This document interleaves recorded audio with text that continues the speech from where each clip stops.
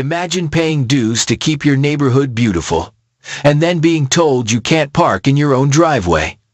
What would you do if the person holding the clipboard wasn't protecting your home? They were coming for it. I mean, picture this. You're sipping coffee on a quiet morning, and a knock turns into a shove. And suddenly, your HOA president is inside your living room, shouting about non-compliance. Wild. Right. My name's Rex Holloway, and this is the story of how a petty tyrant named Karen tried to take my late grandfather's lake cabin, and how a community learned to stand up. Together. I'm not a lawyer. Not a politician. I'm a son. A guy who fixes his own gutters and still keeps his granddad's tackle box because it smells like cedar and Old Spice. After my divorce, I moved back to Lakeshore Pines, a Michigan town where the trees lean over the water like old friends and summer light feels, you know, softer somehow. Granddad built the cabin after he came home from Korea. All hand-hewn cedar and knotted pine. A porch that sings when the wind crosses the lake. There's this spot on the railing, smooth from years of elbows and evening talk family barbecues. Winter coffee. All of it pressed into the grain. The cabin sat on a stretch of shoreline the locals call the Quiet Bend, where loons nest and time moves like it's got nowhere else to be. He left it to me. Said, keep it simple, keep it kind. That's what I planned to do, until Karen showed up. Late 50s. Crisp khakis, sharp enough to slice a tomato. Hair sprayed into a helmet that defies Midwestern humidity. She'd been a middling insurance adjuster, that's what the neighbors said. Anyway, and now she was the queen bee of our HOA. She drove a spotless white SUV with a magnetic sign that read, HOA compliance. Like she'd deputized herself under some ancient neighborhood law. There's people who like order. And then there's people who weaponize it. Karen lived for the second thing. The first time she came by, she didn't even look me in the eye. She just lifted her clipboard and slid a thick packet into my hands. Courtesy notice, she said. Like courtesy was a threat. Inside were pages and pages alleged violations I'd never heard of, measured down to pretend fractions. My dock, supposedly 3 feet too long. My fire ring described as an unpermitted combustion structure. The bird feeder flagged as a vermin attractant. The flag on my porch, non-conforming pole height. And then the kicker, a schedule of fines, starting at $500. With $75 added for every single day I didn't comply. 30 days. Or they'd file a lien. I told her, the cabin predated the HOA by decades. She smiled. Tight and cold. Previous ownership is irrelevant. Mr. Holloway. All properties within our jurisdiction must comply, regardless of construction date. She said jurisdiction, as if the pine trees had voted for her. That night, I sat at the old oak table with Granddad's lamp glowing warm over my papers. I read bylaws I'd never asked for a brick of rules longer than a church sermon. The words felt slippery, like they'd been written to sound official while hiding teeth. I couldn't shake the feeling that none of this was meant to preserve anything except somebody's tiny bit of power. Weeks turned into a kind of low-grade siege. Karen loved surprise dawn inspections, clip-clop heels on the porch. A measuring tape whipping out with a snap. She'd bring a rotating cast of consultants, all of them eager to poke at my property lines like kids with a stick. One morning she showed up with a nervous surveyor and a hardware store contractor who looked like he wanted to sink into the lake and be done. They marched around, taking photos through my windows. Yes, through my windows, and scribbled like my garden was a crime scene.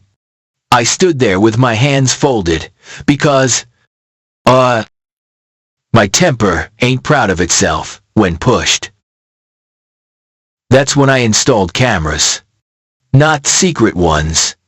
Visible. Legal. I put signs up because I wasn't trying to trick anyone. I was trying to keep folks honest. The footage that first week was a highlight reel of nonsense. Karen crouched behind my lilac bush at almost midnight. A consultant relieving himself behind my shed. Someone sprinkling something suspicious near my septic field. When the county inspector came by after an anonymous complaint, even he wrinkled his nose and said, "Smells like leftover fish fry." I didn't laugh out loud, but I thought about it. The thing about bullies, the longer they push, the more they show you who they are. Karen started calling my mortgage company, whispering about instability. She accidentally told folks at the diner I was some kind of unhinged veteran. Which I ain't. I'm just a dad who fixes engines and talks to trees like they're people when I'm working. She left notes on my door that read like legal threats but sounded like gossip. And she loved the mailbox. Lord. The mailbox. Color is not compliant with subdivision palette. She sniffed, pointing at a shade of green that looked exactly like the pine needles falling at her feet. I drove to the county courthouse on a rainy Thursday and asked to see old plats and filings. The clerk smelled like peppermint and paper dust and slid giant books across the counter with a grunt.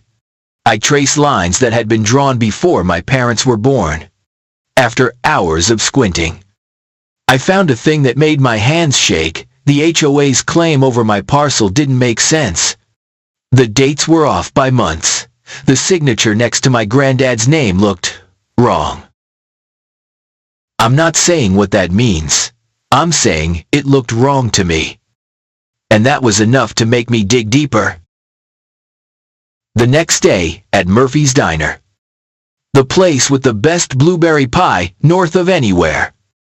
An older neighbor named Martha slid into the booth across from me. "You look like a man who's seen the bottom of the well," she said. Martha wore a cardigan with a brooch shaped like a rose and eyes that didn't miss. "Karen made me tear up my garden last summer," she whispered. "Said the height of my peonies violated sightline standards." My peonies? For heaven's sake. She put a folded letter on the table, a fine notice that read like a ransom note. "You ain't alone, honey." That night, I started a binder. I ain't kidding. Tabs. Sleeves. Timelines. Every letter.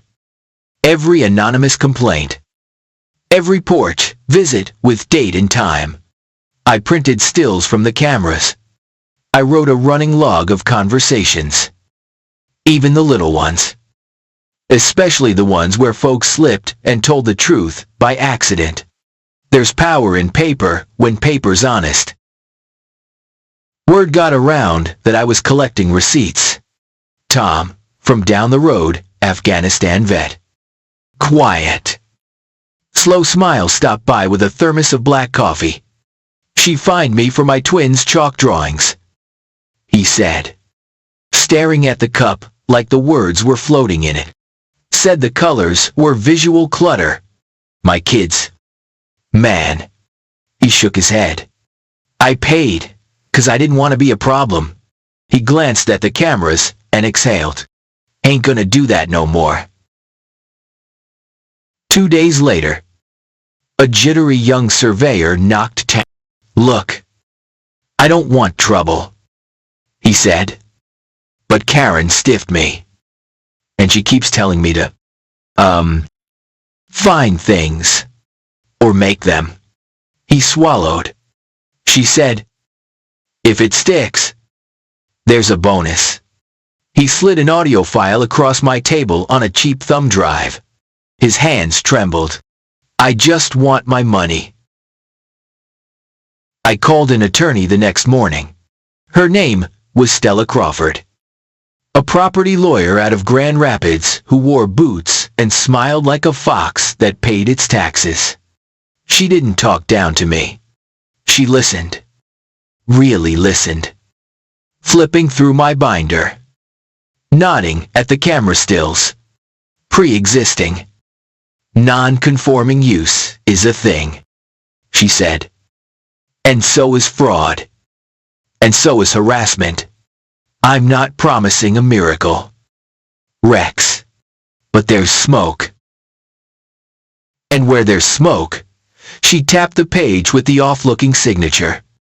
We're gonna see if there's fire. Karen must have felt the shift because she doubled down.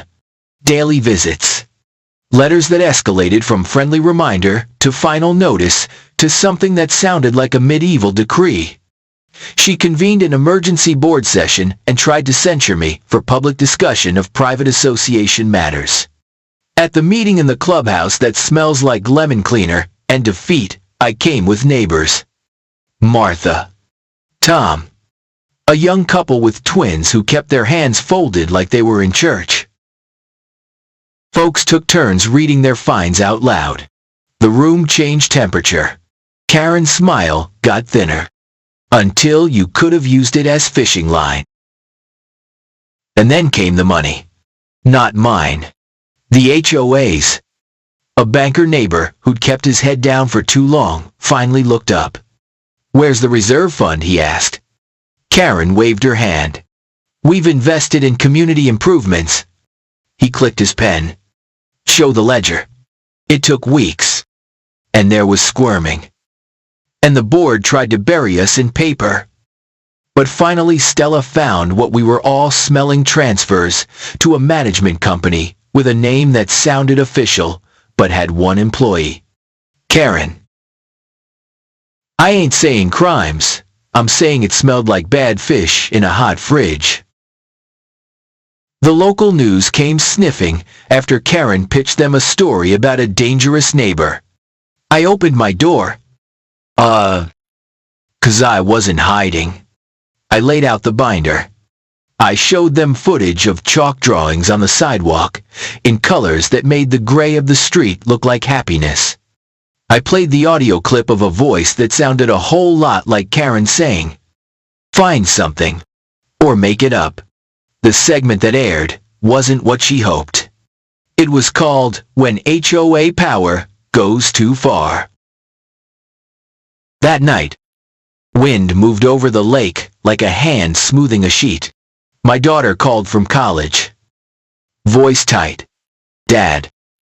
You okay? I told her I was. She didn't sound convinced. Please don't let them take Grandpa's cabin, she said. And right there, something in me set like concrete. Part 2/5. The knock that changed everything wasn't really a knock. It was a shoulder. The door flew open, and there she was, Karen. Breathless. Eyes bright, like emergency lights. Clipboard raised as a shield. Immediate compliance inspection, she announced, stepping across the threshold. This is a legal exercise of association. Karen, I said, holding up a hand. You're in my house. She was about to launch into a speech when she noticed the other person in the room, a woman in a navy suit. Calm as a stone in a river. Good morning, the woman said, showing a badge that made the air thicken. I'm from the Attorney General's office. We had a scheduled meeting. Karen's mouth opened and didn't close. The suit's voice didn't rise. It settled. Ma'am, you do not have permission to enter this residence. Please step outside. Karen stammered something about jurisdiction. Again, that word she loved more than Lily's love, rain, and the woman in the suit repeated herself. Outside. Now. For once. Karen obeyed. You could feel the neighborhood watching through curtains. That meeting, the one Karen barged into, had been weeks in the making. Victims of HOA nonsense from all over the county had started emailing, calling, showing up at the diner like it was a confessional. Stella had bundled statements and bank records, maps and timelines. A long, careful story told in paper and dates. We weren't claiming we knew every answer. We were saying, please look. The suit's name was Miss Santos. She didn't promise thunder. She promised process. Documentation is your friend. She'd said over the phone earlier, stay steady. So we did. We stayed steady when Karen stuck notices to our doors with blue tape like they were spit on a hot day. We stayed steady when she told folks I was unstable. We stayed steady when a teenager admitted he'd been paid cash to dump motor oil by my dock. Because sorry, that kind of thing shows up on camera even when you're wearing a hoodie. It ain't about revenge. Not really. It's about saying no to small cruelty before it grows up. But, man, I won't lie, the day the suit told Karen to wait on the stoop while we talked about potential criminal exposure, I felt something unclench between my ribs. While Miss Santos reviewed our binder, the doorbell rang again. It was Dale, a tire guy whose shop had been barely hanging on. He shifted from foot to foot. Karen told me if I joined the board, she'd help with my permits, he said, voice flat with shame. Then she told me to vote yes on everything she wanted. I thought it was just signs and fences. Then it wasn't. He looked at the floor. I'm sorry. Tell the truth now, I said. He did. He told the suit. And the suit wrote. And the pages filled like a rain gauge in spring. The board tried one more thing, a compliance sweep of the whole neighborhood. They wrote up senior widows for wind chimes that sang too sweet. They cited a veteran for the height of his flag. They warned a young mom about her toddler's tricycle's temporary structures. They called them. Folks started to mutter, then speak, then shout. In a week, we had a coffee club at my picnic table, people who never thought of themselves as activists, swapping stories and photocopies, passing a tin can we called the kettle fund for legal fees. There's a power in a pot of coffee and a stack of stapled pages that no clipboard can erase. Karen kept pushing. She posted grainy photos on the community board of my porch light at 11 at night, claiming light trespass. She decal polished her SUV and cruised slow like a patrol car. She whispered, we're protecting property values. You want to know what protects property values? Neighbors who wave. Kids chalking rainbows. A front yard where the flowers follow the sun. The final piece came from a place I didn't expect, an old steel footlocker in my attic. The one with Grandpa's name stenciled in black. Inside were medals that smelled like time. A stack of letters. And a deed original. Yellowed. Edges soft as felt. The map showed boundary lines nobody had looked at in, well, forever. According to that sheet, my property extended farther than anyone thought.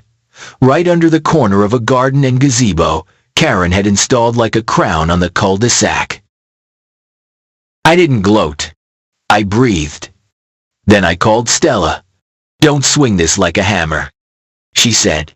Hold it like a lantern. Let it light up the rest.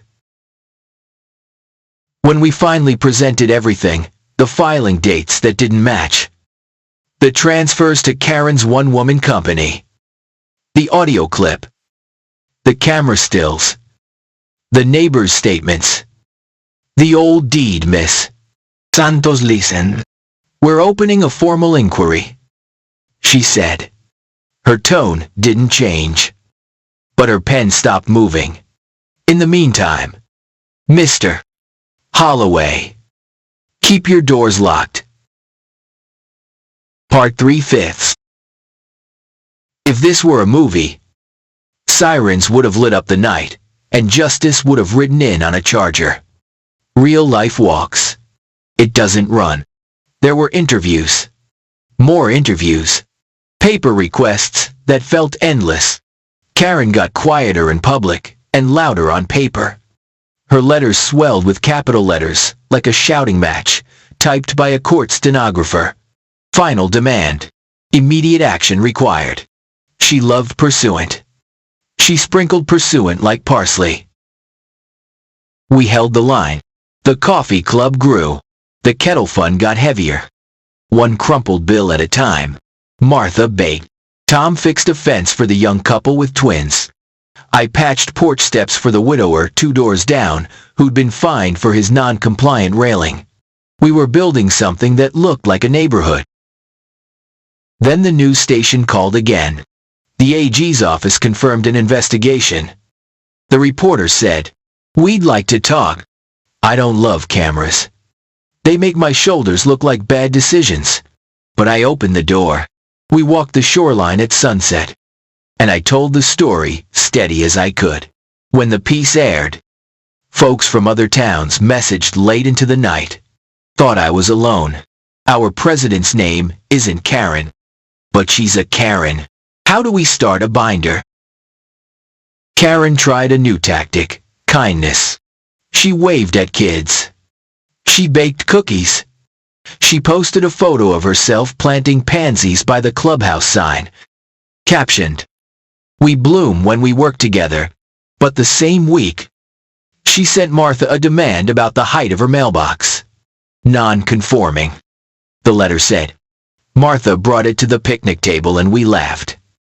A tired laugh that cracked like river ice. Because sometimes, all you can do is pick up a screwdriver and measure. The board finally hired a real management company, or tried to.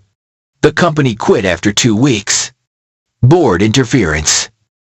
Their letter said. I pinned it in the binder like a butterfly. Stella smiled without showing teeth. Patterns matter, she said. Courts like patterns. I ain't a court. But I like patterns too. They tell you who you're dealing with. Then came the morning the county inspector showed up again, with a fresh complaint, possible environmental leak by my dock. He took 1 step into the yard, caught a whiff, and grimaced. Fish, he said, throwing up his hands. Old fish. We walked to the cameras. The screen showed a figure in the dark. Bag swinging. A pair of pink gardening gloves, bright as flags in the infrared. The inspector looked at me. You gotta be kidding. I wish I was, I said. He wrote a report. It was boring, in the best way. Dates. Times. No violation observed. We put it in the binder. Tucked right next to a screenshot of the gloves. I ain't a detective. I'm a man who believes in saving receipts. By late summer, the investigation had stretched like the long light that hangs over the lake. Folks were tired. The board, red-faced, tried to spin a "we were misled" story. Karen stared straight ahead at meetings. Her jaw a fist. I sometimes felt bad, I'm not made of stone. But then a new neighbor would show up with a letter about holiday illumination being excessive. And the sympathy would melt like butter on a hot skillet. One evening, right before sunset, a kid on a bike skidded to a stop by my mailbox. You the camera guy? He asked. I nodded. He held out a phone. Eyes big. She told me to dump this, he said, pointing to a can of motor oil. Said, I'd get $20.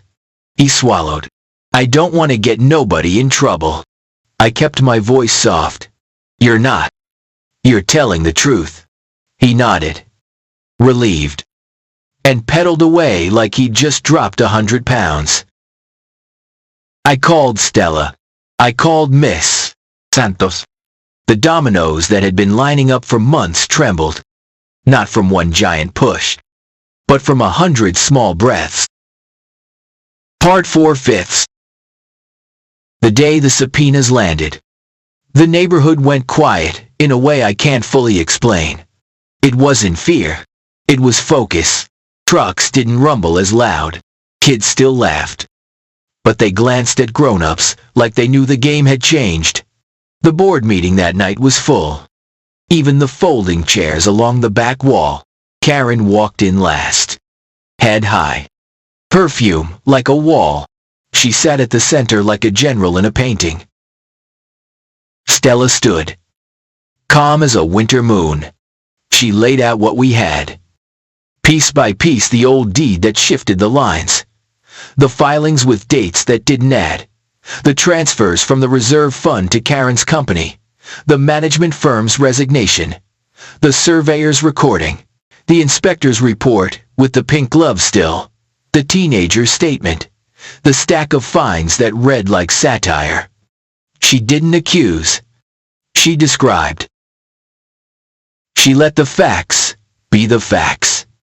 Because, that's how you do it when you want the truth to stick. People didn't shout. They sighed. A board member who'd been quiet for months finally put his face in his hands. I thought it was about order, he said. I didn't see what we were doing to people. Another member, Dale, stared at the table and said, I'm resigning. Karen cleared her throat. This is a coordinated character attack, she said. Our association has standards. Some people just don't like rules. Stella didn't take the bait. Standards are good, she said. So are boundaries. So is consent. And so is the law. She closed the binder. We'll see you in court. The next mornings ran together, men in plain suits at dawn. Paper served without drama, polite knocks. Careful voices. Mail from offices with seals that made my stomach drop and rise at the same time. The phrase alleged misconduct appeared a lot. I learned to love that word alleged. Not because I doubted my eyes, but because we were doing this clean. Neighbors kept showing up with casseroles and copies. Tom started fixing things for free on Saturday steps. Rails. The kind of small repairs that keep people from getting fines. Martha turned her garden into a bouquet factory and left bunches on porches where the mailbox had read non-conforming. The twins drew chalk rainbows that arched across the cul-de-sac like a weather report that says brighter ahead. On a gray Tuesday, Miss Santos came back to my porch. She didn't sit. We're moving forward, she said. We'll do this in daylight. Her voice was even. Whatever happens next, you stay steady. That was her word for everything steady. I wrote it on a sticky note and stuck it to my fridge door. Next to a picture of my daughter at the lake holding a bluegill as if it were a jewel. Then, and I still can't tell it without feeling my pulse jump, Karen tried one last move. She filed a report saying I'd menaced her with military skills. She told a story that belonged in a paperback thriller. The officer who showed up had gray at his temples and the tired eyes of a man who's seen enough. He watched the camera footage, scribbled a note, and looked at me. Keep documenting, he said. You're doing it right. He closed his notebook and walked away. The wind lifted the leaves and set them down. Days later, a convoy of unmarked cars rolled quiet up our street. Men stepped out, not in capes, but in dark suits that don't snag. They knocked on doors. They were polite. The neighborhood dogs didn't bark much, as if they'd decided this was the kind of noise that meant something good. I stood on my porch with my hands empty. Karen walked out of her house with her chin up, then down. Her clipboard was on the driveway, face down. like a crown knocked sideways. It lay there, a long time after the cars left. Part 5. Fifths. The legal part took time. 'Cause that's what legal parts do. There were hearings and filings. Motions with names that sound like dance steps. I wore the same tie to all of it, navy, with tiny white anchors, and I sat up straight. And when spoken to, I answered. What I remember most isn't the fireworks, it's the slow, careful way the truth stacked up until it was too heavy to push over. The HOA as we knew it didn't survive. The court steady as Miss Santos dissolved the board and appointed a receiver. The new management firm held a meeting where nobody raised their voices, and the agenda was printed in a font that didn't look like a threat. Folks got restitution where restitution made sense. Not everything was perfect, life ain't. But you could feel the pressure release like opening a window. My cabin, it's still here. The old deed stood. Boundary line and all. Karen's gazebo came down on a bright Saturday morning. And the sound of it wasn't triumph. It was relief. We saved the boards that weren't rotten. We used them to build a long picnic table under the birch trees. And we used the picnic table for what picnic tables are, for food. Laughter. Ink from ballpoint pens as neighbors signed birthday cards. Martha replanted her roses. Tom organized fishing mornings for vets and dads and kids who'd never untangled a line. The twins drew arrows and suns and a hopscotch that stretched halfway to the mailbox, still green. Still non-conforming. Still ours.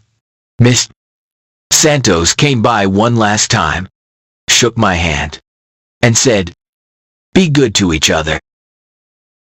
Stella sent her bill, and it didn't hurt as bad as I thought. Maybe because a dozen neighbors slipped envelopes into the kettle fund and winked like they were paying for pie at the diner. I held on to the binder not because I want to live in the past, but 'cause memory is a fence that keeps the foxes out. Every page says, tell the truth, and tell it steady. I ain't a hero. I'm a man who refused to be quiet when quiet was the same as consent. Karen, I don't think about her much. When I do, I hope she learns the thing we all had to learn, that community ain't control. It's care. It's wave at your neighbor kindness. It's helping paint a porch rail instead of writing a letter about it. Some nights I sit on the dock with black coffee and the good quiet. The lake keeps its promises, loons calling far off. A ripple against the pilings. Stars waking up one by one. I run my hand along the railing spot that's smooth from family elbows. And I hear my granddad's voice, the way you hear a song you grew up with. Keep it simple. Keep it kind.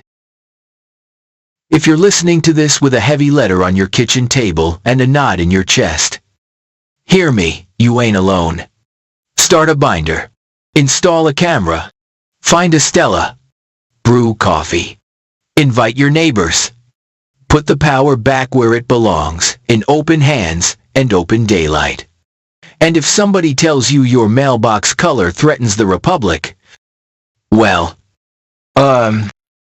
you know, maybe invite them over for pie, and see if sugar does what rules couldn't. So I gotta ask, what would you do if your HOA tried to turn community into a cudgel? Anyone else had a board or a Karen pull this kind of stunt on you? Drop your story down below. Somebody out there needs your courage today. And, hey, if you believe bullies shrink under sunlight, stick around. Next time, I'll tell you about the small-town mayor who tried to shut down a veteran's food truck and what happened when he picked the wrong soldier to mess with.